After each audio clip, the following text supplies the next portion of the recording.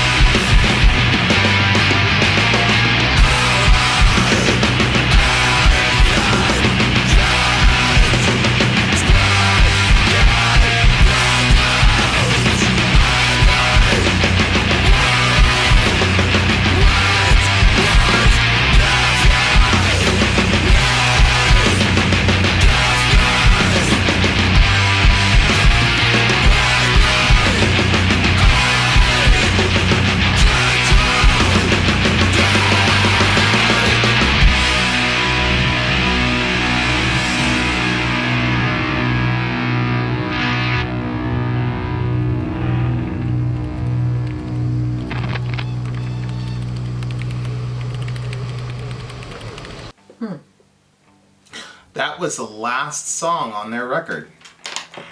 The last song on the They closed it out with that. They closed it out with. So I was like, oh, this sounds like that I Hate God, that sludge metal, which I don't think I like sludge metal at all. I don't like that genre. And sure enough, look, it says It is sludge metal. rock, atmospheric, sludge, post metal. Yep. But what I think I can work with sludge metal if like the second half of the song where it's sped up, I can work with it that way. But if it's just drudgery for 7 minutes, I can't do it. Yeah, that confuses me because like when it first starts out, I'm like, okay, but then it just keeps going. Right. With the but I think sludge is a real subgenre that's like a very acquired taste. Okay. I think you really, really have to commit to getting your. You have to commit. I do. I think you have to commit to getting your mind wired around. Hey, this is not going to be. You're not going to go a lot of places. It's it's sludge and you're just in the shit, and that's what they're trying to do with the music, and so I think that there are people that genuinely love that stuff, but you have to be patient, right? You have to kind of acquire the taste, and I think the more and more we get sludge requests, then it might. We might acclimate to it. I never thought I'd like black metal. I'm like first, second wave type black metal. I never thought I'd like that. Right. And after you hear enough of those bands, like your mind starts to go, oh, okay, I know where we're going here. But initially I was like, oh my gosh, another sludgy song. And then I looked over and I'm like, there it is, sludge. Allahu Akbar. Why have you done this to me? But then, it's interesting because all the sludge songs, I think we heard like 2 or 3 of them. I think Kyrie sent me a text one time and she explained to me, hold on, I'm looking for it right now. She explained to me something about sludge metal that I can't find it right now. It might have to do with the fact that you don't have names on it. There it is right there. Sludge is basically a cross between hardcore punk and doom metal, so very slow, heavy, and sludgy. The only sludge you've done so far is Neurosis and Cult of Luna, both of them being atmospheric sludge, also known as post-metal, which is what these guys are. Okay. So there you are. So, I think Neurosis was a sludge song, and it was about...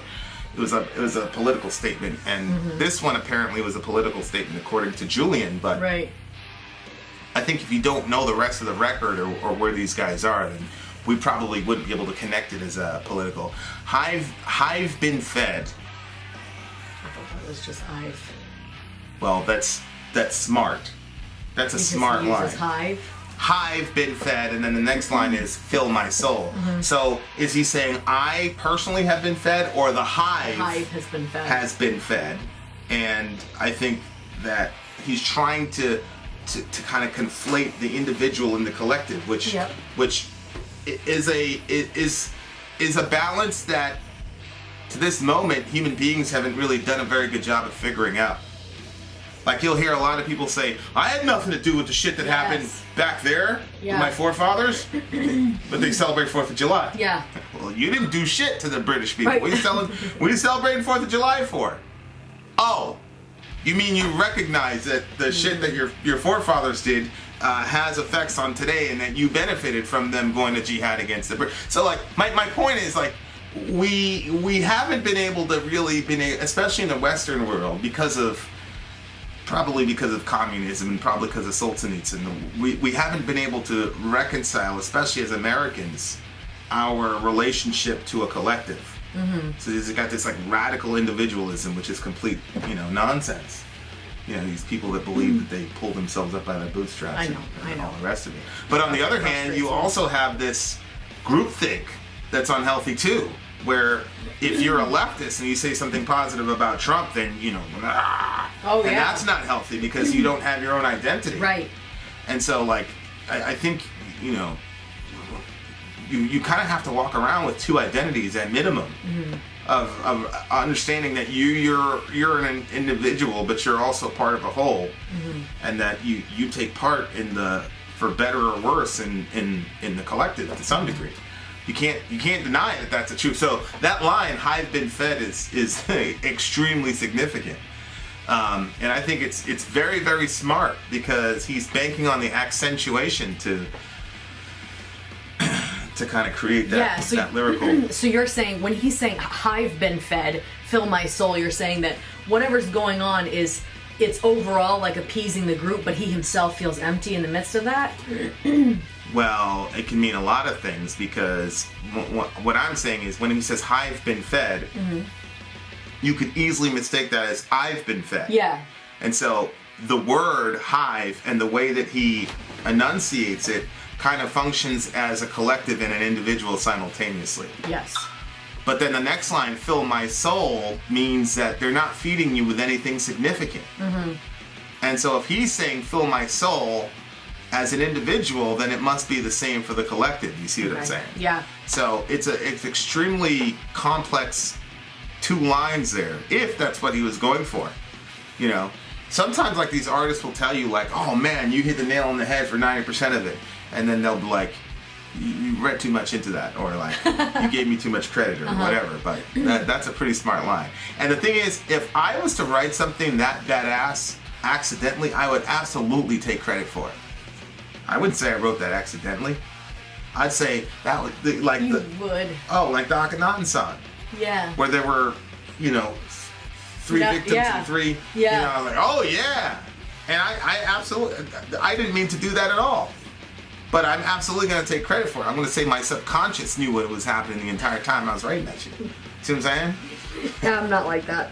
I'm like, no, I had no idea that I was doing that. So. Yeah, me. I'm like, no, I'm going to find some way to own that, my dude. Yeah, that's why you're trying to cheat on Pictionary last night with Kitten. No, I wasn't trying to cheat on that. What are you talking about? I let you have that because I wanted a good night, and I did. I had a good night. So did I. So. Sometimes you have to lose to win, but kids don't understand that. Yolan's like, the fuck are you talking about? Like, fill my soul, one way in. Fill my soul, fill my soul. I've been high, still can't see, devastated. Come find, pleasuring arm, tempted to bleed, hollowing, dares my soul. I've been high, still can't see, devastated, come find. Our invention split their cocoon, and the whir of wings was deafening. Rain down and bring a gentle time. This is a lot of like a real disjointed lyrics, but they kind of are saying a similar thing to something. Yeah, they make no sense to me at all. Well, so he's asking somebody to fill his soul, right? And then the next set of lines is I've been high, still can't see, devastated, come find. So he's getting wrecked and ruined, and he's dealing with that through drugs, right? And then the next thing is pleasuring arm, right? And so you could just imagine, like, he's using his arm to pleasure himself or whatever. But the point is like, these are distractions. I thought that was a reference to cutting. Well, it says tempted to bleed, it might be, but it says pleasuring arm initially. See what I'm saying? So it just looks to me like you've got drugs and sex or whatever to distract people from what's actually going on around them. And to deal with the fact that everybody is empty, that their souls are empty. And he continuously is complaining about the emptiness in his soul, right? Yeah. And hollowing. Like, these things that are being used to distract him are ending up creating a hollowing effect within himself. Well, he already was saying fill my soul, and he's saying these things are just making me more hollow. Yeah, that's what he's saying. Nice. That's what he's saying. So whatever he's being fed is actually hollowing him out. It's not fulfilling his, No, that's not a good feeling. Well, I mean, it's like the guy said, we ate our way into the problem, we're going to eat our way out. Who said that? Oh, that's a preacher. He was talking about I think it was Sproul Jr., where he was talking about we ate our way into the problem, right, with the tree, and then with communion we eat our way out of the problem, right? Yep. So like, where Jesus says my flesh is real meat and my blood is real drink. Like, this is what you really, really need. Like, this is food that a man may eat and never go hungry. This is, this is John chapter 6, something to that effect. And of course, the idiots that were with him were saying, "Oh, how will this man give us his blood to drink?" Of course, Jesus is talking about, spiritual sustenance. Yeah. But if you replace God with the state, as I think I had this conversation with Alec, and Alec was talking about his sterilization program or whatever. But if you replace God with the state, then the state ends up occupying the role of that only God should occupy. So the state is not going to give you anything to fill your soul. Like, that's not the role of the state. But if you abandon God, well, guess what? No matter what you say, or what you say you believe, or what you say you don't believe, you still have the lingering emptiness. Right. And you can call it whatever you want to call it, but the state is not going to be able to help you. But what happens is the state, a lot of times, see it's even more kind of nefarious in American culture, is that the state will not come out and tell you, I'm God. The state won't come out and tell you, I am your father and mother. They're not going to do that. But they're going to occupy those roles, but not attach the title to it. Okay.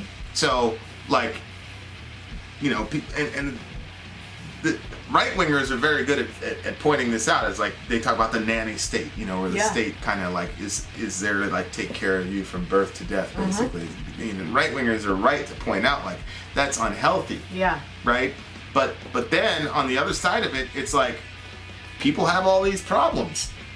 So if you say it's not the state's job to take care of those problems, and somebody needs to. All right. So then the right-wingers will say, well, yeah, you solve your own problem. Well, there's a lot of people that can't.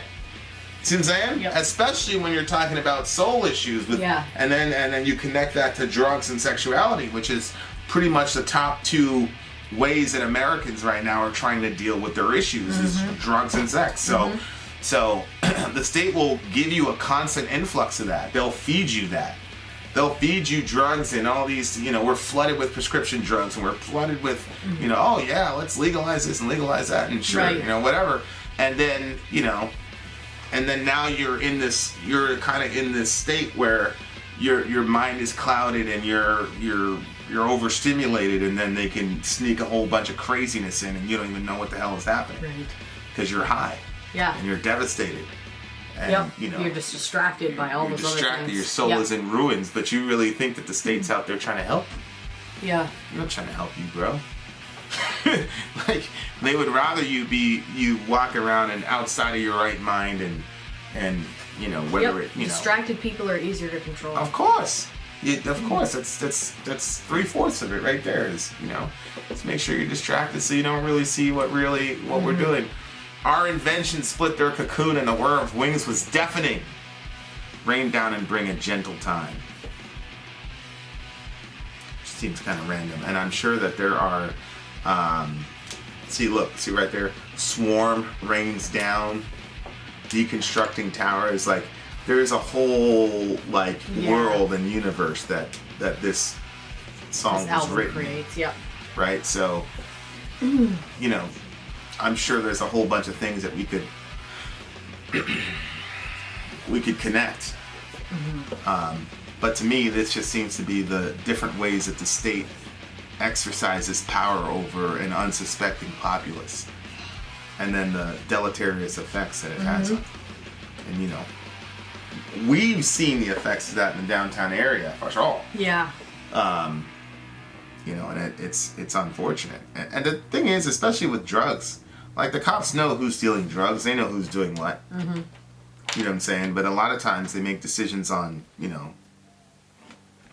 what they're going to do. Like, who are they going to go after, who they're not going to go after, when they're going to look the other way. You know what it does, too? Is it makes people very selfish, self-focused. I don't know if selfish is the word, but at least very self-focused. So they don't see things outside of themselves. Like anytime that we were like working with people on drugs, like everything was always about them. Yeah. So then you're not able to see the outside issues and in the political realm. Right, and we're talking about drugs. Whatever. We're talking about heroin. We're talking about the opioid stuff. Yeah. Where it was life and death, and by the time a person like severely got addicted to that stuff, they became extremely insular. And it's you almost wonder, like, do you pass a certain point of no return you know. And then, you know, I was listening to some of these gangsters from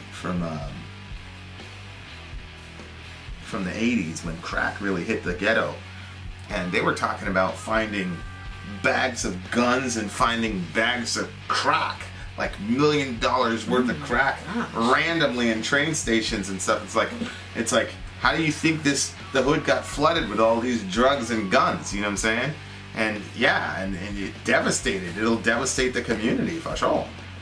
You know, and you kind of like sit back and let that happen for a while, and then just swarm in and arrest everybody. You know what I'm saying? And that's part of government control, because now you're an addict. If you're an addict, you don't have power to resist. You know? And whatever you say, nobody's going to take it seriously. Oh, for sure. For sure. So, yeah, it's interesting. This song, I think, would have had a lot more impact on us if we would have had the context of the whole record. What do you give the song? It wasn't a very high for me. It was probably like 6. Okay. I liked that transition part. Yes. Actually, each time anything started new, I liked it, but then it got old. Well, yeah, and that's kind of the sludge. I wonder, when that genre, because I've never heard of sludge metal. The first time I heard sludge metal, I was like, I thought it was a joke. Oh. Yeah, Alec was like, nah, bro. It was just like real. So, yeah, I'm taking into account that it was sludge and that I'm not yet acclimated to the genre. So I'm not gonna be as hard on it as normal. And the fact that I actually really appreciated that transition. Like they tried to, yeah, they tried to go somewhere with it. So I'm gonna go ahead and give it an 8.3 actually. I just wish they would have developed it a little bit more, but then again, it might be one of those things where it's like they developed all the other ones in the previous songs, and this was kind of like the perfect cap off. You know what I mean? So it makes me want to listen to the rest of the record. I know it's tough when you don't have the whole thing. So yeah, I wish I had there were 75 hours in one day, and then I would be able to. Can you imagine how much work we could do? I just can imagine how tired you'd be. I would be tired. Or you'd be built to I would be tired. Yeah, you'd be tired. Would you be built to do that? Oh, I'd love to do that. I would love a 75-hour day to work. That would be great. That's what, 3 days? Yeah, you could cover so much ground though. Is that 3 days or more? Yeah, there's a dude from China who's going for a 6-day work week with 12 hours a day. Oh my word. And he was like, hey, if you love what you're doing, it's not work. I'm like, nah, family, that's still work. Yeah. Still work. All right. Well, good. Vin out. Sori out. Gone.